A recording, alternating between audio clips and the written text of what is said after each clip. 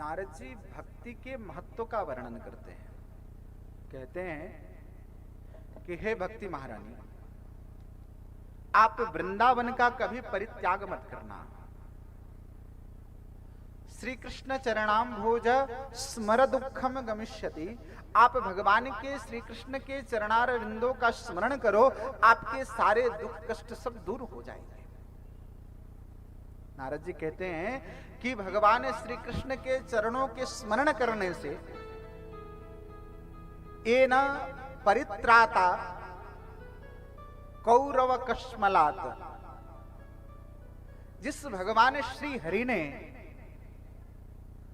कौरवों से द्रौपदी की रक्षा की, भरी सभा में द्रौपदी को लाकर के कौरवों ने जब वस्त्र हरण करना आरंभ किया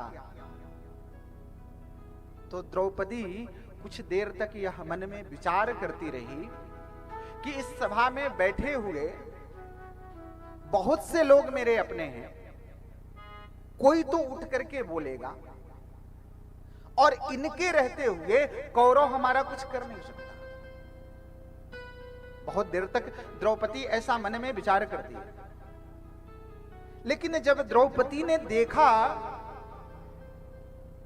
कि जितने भी मेरे अपने बैठे हुए हैं सभी के सभी मौन हैं, कोई कुछ बोल नहीं रहा है, द्रौपदी को लगा कि अब तो मुझे इस भरी सभा में वस्त्र रहित होने से कोई बचा नहीं पाएगा। उसी समय द्रौपदी ने भगवान को याद कर लिया। हाथ उठा करके द्रौपदी ने कहा, हे पांडव सखे, हे द्वारिकाधीश, आप तो मन के वेग से भी अधिक गति से चलते हो ठाकुर। यदि आपका और मेरा संबंध वह सत्य है तो हे ठाकुर, आज इस विपत्ति में आप हमारी रक्षा करें। हे प्रभु, आप तो अपने भक्तों के परिरक्षण के लिए जाने जाते हो। आप अपने भक्तों को उस विपदा से बाहर निकालने के लिए जाने जाते हो। हे प्रभु, आपका नाम तो भक्त वत्सल है ना ठाकुर, और यदि इस बार आप नहीं आए ठाकुर तो हमारा और आपका संबंध खत्म हो जाएगा। जैसे ही द्रौपदी ने अपने दोनों हाथ खड़े करके और द्वारिकाधीश को जब पुकारा है, उसी समय ठाकुर वस्त्र के रूप में बन करके आ गए हैं और द्रौपदी की परिरक्षा की। नारद जी कहते हैं कि हे भक्ति, जो ठाकुर ने जिस द्रौपदी को बचाया भरी सभा में, जिसने समस्त गोपियों का परिरक्षण किया ठाकुर ने, वो ठाकुर कहीं इस वृंदावन का परित्याग करके कहीं गए नहीं। भगवान श्री कृष्ण श्री हरि नित्य इस वृंदावन धाम में निवास करते हैं। इसलिए हे भक्ति, आप कहीं जाना नहीं, यही रह करके आप भगवान के हरि नाम का स्मरण करो, जिससे ठाकुर आपके समस्त उलझनों को दूर कर देंगे। नारद जी यह संवाद सनकादिकों से सुना रहे हैं। उन्होंने कहा कि हे सनकादिकों, हे मुनियों, मैं आपको क्या बताऊं, मैं भक्ति को सांत्वना दे करके जब उनके पुत्रों को जब मैं जगा रहा था गीता पाठ आदि करके, तो वो उठते तो थे लेकिन पुनः सो जाते थे। इतने ही देर में एक आकाशवाणी हुई और आकाशवाणी ने कहा कि हे नारद, उद्यमः सफलस्तेयं भविष्यति न संशयः। हे नारद, आपका उद्यम, आपका परिश्रम यह सफल होगा, लेकिन आप सत्कर्म करो। और सत्कर्म का स्वरूप कोई आपको महात्मा बताएगा, कोई आपको सज्जन पुरुष बताएगा।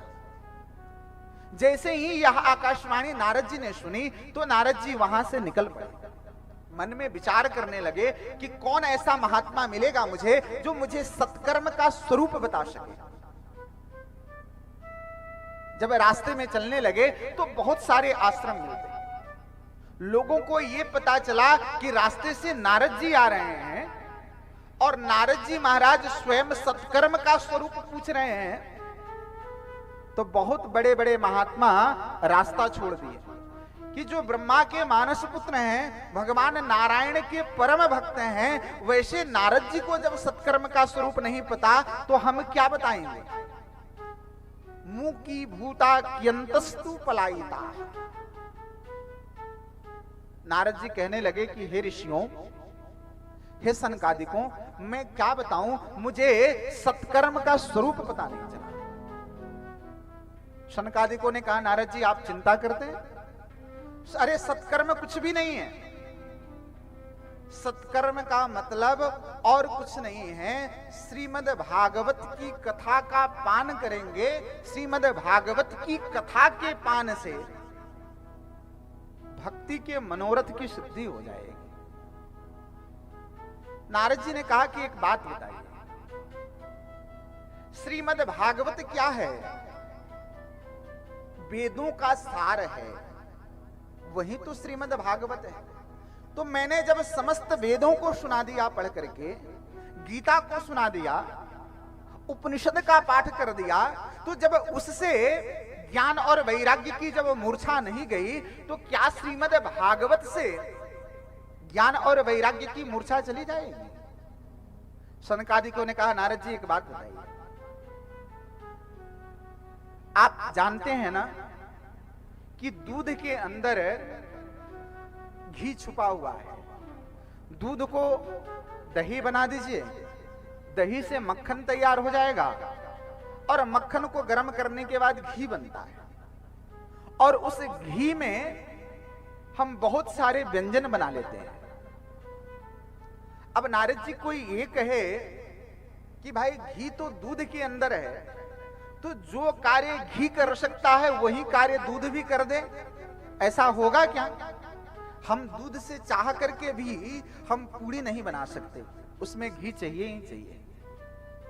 तो जो कार्य घी कर सकता है वो दूध नहीं कर सकता, जो कार्य तेल कर सकता है वह सरसों या तिल नहीं कर सकता। हे नारद जी, ठीक वैसे ही जो कार्य श्रीमद् भागवत महापुराण से संभव है वह अन्य किसी वेद वेदांत धर्म शास्त्रों से संभव नहीं है। इसलिए यह श्रीमद् भागवत महापुराण को आप श्रवण कराएं तो ज्ञान और वैराग्य की मूर्छा दूर हो जाएगी। नारद जी ने कहा कि ठीक है, तो आप मुझे इस कथा का आप मुझे श्रवण कराएं और मैं आपके श्रोता के रूप में रहूंगा। शनकादिकों ने कथा सुनाने का निश्चय कर दिया। जब निश्चय किया तो नारद जी श्रोता के रूप में बैठ गए, शनकादिक वक्ता के रूप में बैठ गए। कथा कहां पर आरंभ हो तो एक सुंदर जगह का चयन हुआ। गंगा द्वार समीपे तु तटमानंद नामकम। गंगा के तट पर, आनंद नामक तट पर बैठ करके हरिद्वार में कथा श्रवण करने के लिए नारद जी ने निश्चय किया। यह कथा कैसी है? तो बड़ी अद्भुत कथा है। इस कथा को सुनने के लिए बैठने वाला व्यक्ति श्रोता के रूप में कौन है? तो नारद जी, जो साक्षात भगवान नारायण के अनन्य भक्त हैं। इस कथा के वक्ता कौन है? तो परम विरक्त संत शिरोमणि सनकादिक, जो अहरनिश भगवान की लीला गाते हैं। ऐसे अद्भुत श्रोता और वक्ताओं का मेल है। नारद जी ने उस कथा में जितने भी संत महात्मा थे सबको निमंत्रण भेज दिया। कहा कि हरिद्वार में आनंद नामक तट पर श्रीमद् भागवत कथा का आयोजन हो रहा है, आप सब आए। उस कथा में बड़े बड़े महात्मा, बड़े बड़े ऋषि महर्षि जो तपस्या में बैठे हुए थे, उन्हें यह पता चला कि गंगा के तट पर श्रीमद् भागवत की कथा हो रही है। सनकादिक कथा श्रवण कराएंगे, नारद जी श्रोता के रूप में बैठे हुए हैं। ऐसी अद्भुत कथा पता नहीं इस जीवन में दोबारा मिले या न मिले। सारे के सारे संत महात्मा, भृगु वशिष्ठ च्यवनश्च गौतमो मेधातिथिर देवल देवरात, ये जो महात्मा बड़े बड़े अमलात्मा विमलात्मा बैठ करके कंदराओं में अन्न जल का परित्याग करके जो तपस्या में लीन थे, जब उन्हें यह पता चला, वशिष्ठ, च्यवन, गौतम, भृगु, अंगिरा, ये सारे के सारे महात्मा उस कथा में आने लगे कि हरिद्वार के पावन तट पर यह कथा आयोजित हो रही है। देवताओं को पता चला, वो भी हरिद्वार के तट पर कथा सुनने के लिए आने लगे। यह बड़ी अद्भुत कथा है, जिस कथा में बड़े बड़े अमलात्मा विमलात्मा ऋषि महात्मा अपनी तपस्या को छोड़ करके और भागवत कथा सुनने के लिए उपस्थित हो गए। यह भागवत कथा जब प्रारंभ हुई, शनकादिक श्रीमद् भागवत के महात्म्य का वर्णन करते हैं। कहते हैं कि हे नारद जी, ये ऐसी कथा है कि इस कथा को श्रवण करने वाला व्यक्ति जो पुण्यात्मा हो, वो तो सहज रूप से मुक्त हो जाता है, लेकिन जिसने अपने जीवन में पाप कर्म के सिवा कुछ किया ही नहीं हो, पूरा जीवन उसने अपने पाप में बिता दिया हो, ऐसा भी व्यक्ति यदि यह श्रीमद् भागवत कथा को अपने जीते जी जीवन में सुन लेता है, तो मरने के बाद वह भगवान के दिव्य वैकुंठ हो जाता है। यदि कदाचित वह अपने जीवन में नहीं सुन पाया, तो उसके संतति के द्वारा, उसके वंश में कोई व्यक्ति उसके निमित्त संकल्प लेकर के और वह श्रीमद् भागवत की कथा उसके नाम से श्रवण करा दे, तो वह किसी भी योनि में क्यों नहीं होगा, वह मुक्त होकर के भगवान के दिव्य वैकुंठ का अधिकारी बन जाएगा। यह ऐसी श्रीमद् भागवत की कथा।